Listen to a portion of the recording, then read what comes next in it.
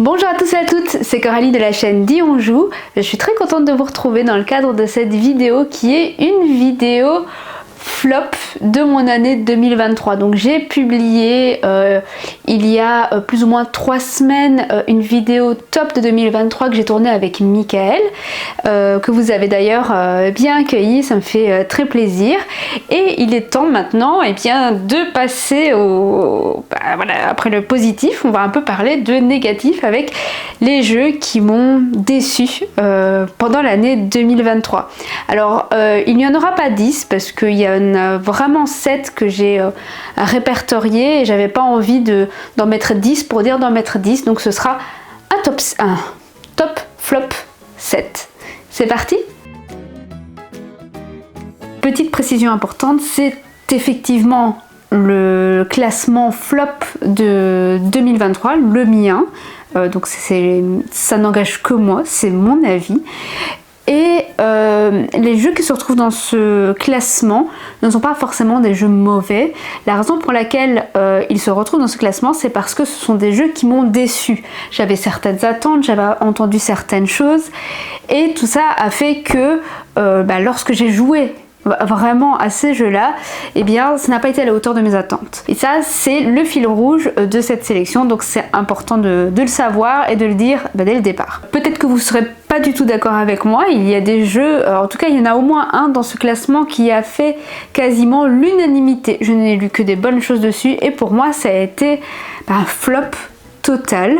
Donc si vous n'êtes pas d'accord, vous pouvez aussi le dire en commentaire, c'est aussi fait pour ça, tout en restant respectueux bien sûr, mais bon, ça vous le savez. Le premier jeu dont je vais parler, c'est un jeu avec un thème assez original, puisqu'il s'agit d'un jeu sur le thème de la musique, plus particulièrement sur celle de Mozart et son Requiem. Dans ce jeu, vous êtes des mécènes et la veuve de Mozart vous contacte pour achever son Requiem. Voilà, vous voyez un petit peu où je veux en venir. Ce jeu, c'est Lacrimosa. Alors, j'ai pas forcément la boîte parce que les jeux qui m'ont pas plu, je les garde pas dans ma ludothèque, donc généralement, j'aurai pas de boîte à vous présenter, mais elle apparaîtra là quelque part ou là quelque part pour que vous ayez une idée du visuel si jamais le jeu ne vous dit rien du tout.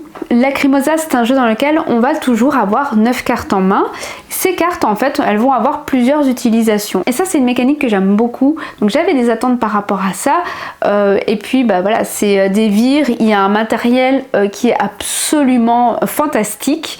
D'ailleurs, en fait, les cartes, vous allez les jouer de deux façons. Soit vous allez les jouer sur votre plateau personnel, sur le haut de votre plateau pour faire l'action. Soit vous les glissez sur l'emplacement du bas. Et là, en fait, ça vous donnera des ressources à la fin de la manche. Et ça, c'est vraiment une mécanique que j'aime beaucoup. C'est un peu ce qu'on retrouve par exemple dans Revive avec, là c'est que des actions, mais on sélectionne la carte pour l'action du haut ou pour l'action du bas. Et donc j'étais très contente en fait de retrouver cette mécanique dans Lacrimosa. Là par contre, on n'est pas vraiment sur un deck building dans le sens traditionnel du terme, puisque vous aurez toujours 9 cartes pendant toute la partie, mais vous allez les upgrader. Et pourtant, malgré ça, malgré cette mécanique que j'affectionne particulièrement, le jeu n'a pas réussi à me convaincre pour la simple et bonne raison que je trouvais qu'il lui manquait ce petit quelque chose qui l'aurait distingué, qui aurait fait que j'aurais envie d'y revenir.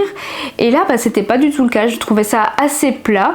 On y a joué à 4, donc il y avait quand même un renouveau dans les cartes. Il y a un plateau central sur lequel on va se déplacer, et du coup, il y avait quand même une certaine compétition sur les tuiles du plateau. Et pourtant, malgré tout, ça n'a pas pris. Et du coup, c'est un jeu qui a quitté ma collection. Le numéro 6 de cette sélection, c'est un jeu à cocher d'un éditeur anglophone qui est connu pour ses gros jeux et qui nous présentait cette année, en tout cas dans sa version française, un jeu à cocher plus léger que les jeux auxquels nous habitue cet éditeur. Cet éditeur, c'est Manclash, et le jeu, c'est Astra. Et là aussi on avait une thématique qui m'attirait beaucoup, la thématique des constellations. C'était très joli en fait ce matériel, toutes ces cartes qui représentent les constellations et que les joueurs vont venir compléter, faire des coches, hein, puisqu'il s'agit d'un jeu à cocher, donc tout le monde va pouvoir venir faire ses petites coches. La personne qui met la dernière coche et du coup qui complète la carte va récupérer la carte, et il y a un peu ce dilemme entre est-ce que je mets la dernière coche et je récupère la carte, peu importe le nombre de coches qu'il y a eu auparavant, peu importe qui est majoritaire en termes de coches sur la carte, c'est vraiment la dernière personne qui va mettre sa coche qui va récupérer la carte. Et en fait tous les autres, tous ceux qui ont participé, du coup qui ont mis leur petite coche sur la carte, et vont avoir un bonus. Et le truc c'est que parfois c'est plus intéressant d'avoir un bonus que de récupérer la carte, et du coup la carte elle va rester là un certain moment puisque personne va se décider à aller mettre la dernière coche. Et ça c'est un peu embêtant parce que ça ralentit le jeu, et du coup j'ai trouvé qu'il fallait vraiment pousser le jeu, il fallait, voilà, c'était pas hyper fluide, c'était pas hyper dynamique, et voilà, il y avait vraiment il fallait vraiment être derrière le jeu, et du coup voilà, c'est ça qui a fait que ce jeu finalement se retrouve dans ce classement. Alors là je vais vous parler d'un jeu qui est une version simplifiée d'un gros jeu expert qui est bien établi, du nom de Terra Mystica, et cette version simplifiée c'est Terra Nova. Alors je l'avais testé en festival à Paris et Ludique, et il est vrai que déjà à ce moment-là le jeu m'avait beaucoup frustrée, mais j'avais quand même envie d'y revenir, j'avais quand même envie de lui donner sa chance, parce que c'est vrai que si vous lancez une partie d'initiation, il y a une mise en place qui est assez dirigiste, et je me disais peut-être que sans cette mise en place là, je vais plus apprécier le jeu parce qu'il y aura un petit peu plus de liberté. Terra Nova, qu'est-ce que c'est? Comme je l'ai dit, c'est la version simplifiée de Terra Mystica, donc c'est un jeu dans lequel on va essayer d'aller s'établir sur un maximum de territoire, et aussi de la meilleure des façons, hein, pour scorer un maximum de points. Chaque joueur a un plateau qui est asymétrique. Alors il y a une petite asymétrie, c'est pas route, hein, vous n'avez pas une asymétrie totale, mais voilà, ça a le mérite d'exister, de proposer des plateaux qui ont chacun leur territoire de prédilection, qui vont vous apporter un petit pouvoir, un petit avantage particulier. Et du coup chaque joueur a son territoire de prédilection, va essayer de transformer d'autres territoires en ce territoire là pour aller construire des habitations qu'on va transformer en comptoir, puis qu'on va transformer en palais dans le but de construire des villes. Le nerf de la guerre dans ce jeu c'est de récupérer suffisamment d'argent, et ça va vraiment être la bataille pour avoir, parce que sinon si vous n'avez pas d'argent vous n'allez pas pouvoir construire, vous n'allez pas pouvoir transformer les territoires, et du coup vous allez être assez bloqué. Ce qui m'a dérangé dans le jeu, même si c'est vrai que j'ai un peu plus apprécié ma partie avec la mise en place libre, c'est que je trouvais que c'était assez lent au démarrage, que c'était un petit peu galère pour parvenir à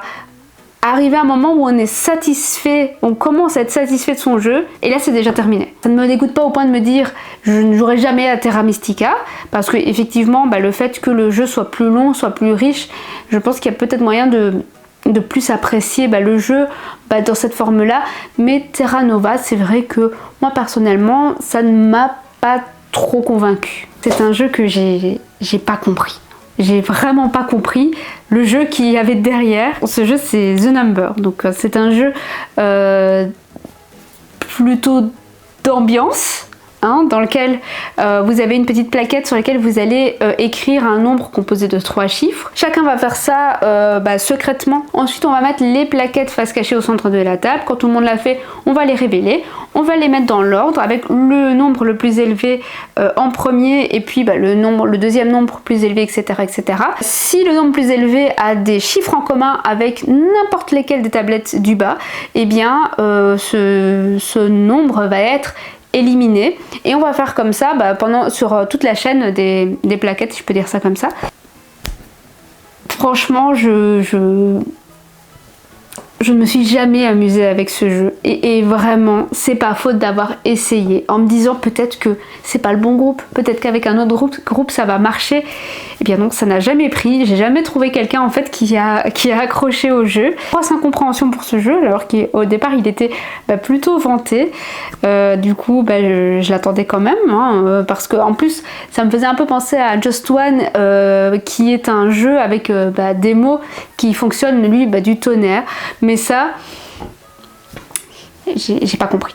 Le jeu qui est en 3e position de ce classement, il est là parce que j'avais énormément d'attentes par rapport à ce jeu, c'est Perspective, un jeu d'enquête sous forme d'images. Tous les joueurs autour de la table vont récupérer certaines images qu'ils ne peuvent pas montrer aux autres joueurs. C'est bien un jeu coopératif et du coup, même si on ne peut pas montrer ces cartes avec les images ou le texte qu'il y a dessus, on communique, on décrit en fait ce qu'on voit et sur base de la communication, de ce que les joueurs vont se dire autour de la table, eh bien ils vont essayer de résoudre l'enquête. C'est un jeu qui a généré beaucoup de frustration chez moi et pour plusieurs raisons. La première, c'est que je trouve que le propre du jeu d'enquête, c'est justement de voir tous les éléments, de regarder ensemble, et il y a toujours quelqu'un qui va être plus sensible à un détail plutôt qu'un autre. Et du coup si il y a un détail qui est important et que nous on juge que c'est pas important et qu'on le dit pas, l'enquête elle tombe à l'eau. Et par exemple, autour de la table, il y avait quelqu'un qui avait une carte avec un PNG, donc plein de petits carrés, mais qui ne savait pas ce que c'était un PNG. Donc nous, on a comme information, j'ai une carte avec des petits carrés. Et ça ne nous a pas avancé, et du coup, c'était très compliqué d'avancer dans l'enquête. C'est déjà un premier élément. Moi, j'avais vraiment parfois, j'avais vraiment l'envie de prendre la carte. C'est pas bien, je sais, mais de prendre la carte chez les autres joueurs pour regarder, ce qu'on peut absolument pas faire.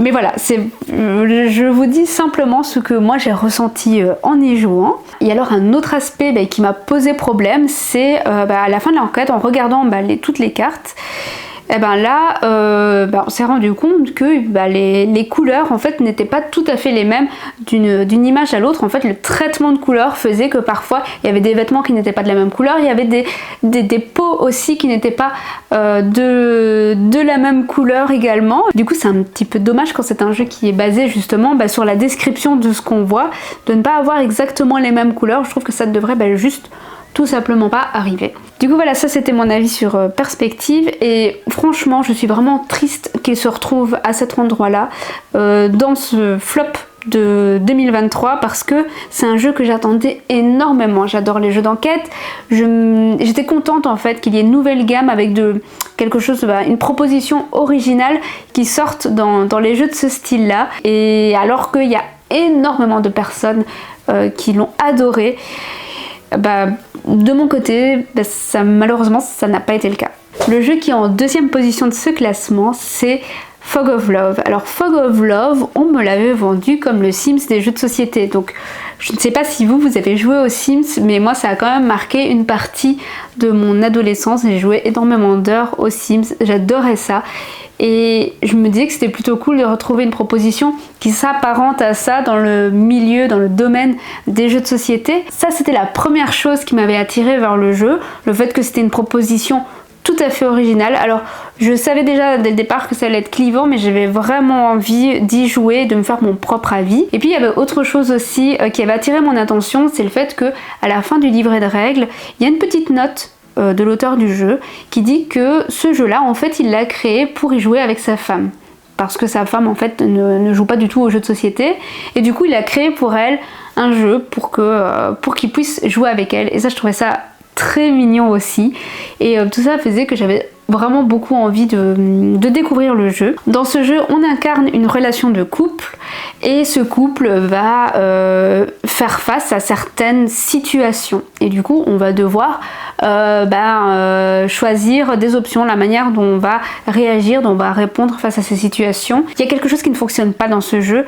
c'est que d'une part on aurait envie de répondre pour soi, sauf qu'on ne peut pas parce qu'en fait on incarne un personnage, donc on doit répondre à la place de ce personnage là, mais je trouve qu'on n'a pas assez d'éléments pour pouvoir vraiment cerner le personnage. Et au final chaque personne dans le couple a ses propres objectifs, et finalement ce qu'on va faire c'est que on va se raccrocher à l'aspect mécanique du jeu, donc on va choisir les réponses en fonction de nos objectifs, et du coup ça casse un peu tout le truc, ça casse tout le charme du jeu, et pour moi ça fait que ça ne fonctionne pas. La petite anecdote, c'est que ce jeu là je l'ai envoyé à une autre créatrice de contenu qui avait aussi très envie d'y jouer, pour qu'elle se fasse son propre avis, et pour peut-être que le jeu ait une nouvelle maison, une nouvelle vie, mais même chez cette personne là ça n'a pas fonctionné non plus, donc voilà, petit flop pour Fog of Love, malheureusement, malgré mes attentes. Et le jeu qui est en première position de mes flops de 2023, c'est Saré. C'est un jeu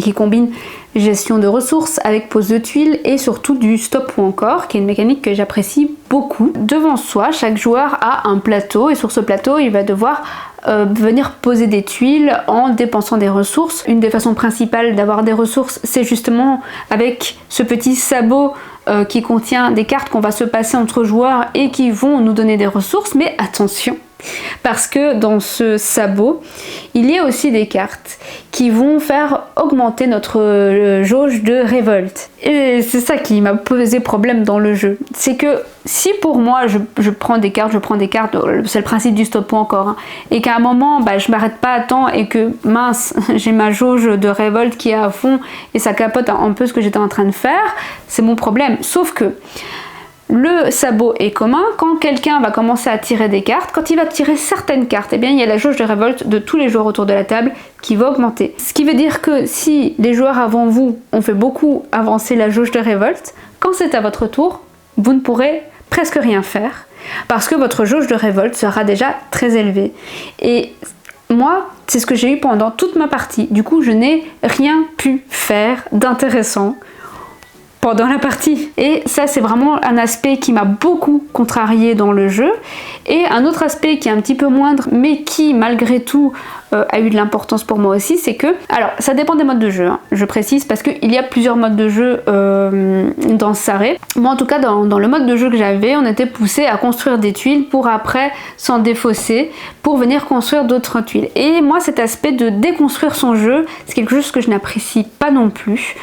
Et en soi, le fait qu'il y ait plusieurs modes de jeu, je trouve que ça fait que le jeu en fait n'a pas une identité propre et ça m'a aussi un petit peu posé problème. Tout ça a fait que c'est un jeu dont je me suis séparée assez rapidement et auquel je sais je ne rejouerai plus, ça c'est sûr et certain. C'est la fin de ce classement flop de 2023, j'espère que la proposition vous a plu. C'est la première fois que je fais, c'est pas la première fois que je donne un avis plus nuancé voire négatif sur un jeu, mais c'est la première fois que je faisais ce classement, donc dites-moi si ça vous plaît. Je répète que mon avis n'engage que moi, comme c'est le cas aussi quand je dis quelque chose de positif, et l'idée n'est vraiment pas de démonter le jeu, mais aussi de la même manière que lorsque je fais mon top, là j'avais aussi envie de parler des jeux qui m'ont déçu en 2023. J'espère que la vidéo vous a plu. N'hésitez pas à me dire en commentaire si les jeux que j'ai présentés dans cette vidéo vous ont déçu également, ou au contraire, si vous les avez appréciés, eh bien dites-le moi, venez défendre votre jeu en commentaire. De toute façon, moi j'essaie dans la mesure du possible d'y répondre et on peut discuter de tout ça en commentaire, il n'y a pas de problème. Et comme d'habitude, si la vidéo vous a plu, likez, partagez, abonnez-vous, pensez à activer la petite cloche pour être tenu au courant de toutes les sorties vidéo, comme ça vous ne loupez aucune vidéo sur la chaîne. Moi je vous dis à très vite pour la prochaine vidéo qui sera en principe une vidéo ouverture de booster Lorcana. On va faire une vidéo un petit peu chill avec Michael, donc moi je vous dis à très vite pour cette vidéo. Salut!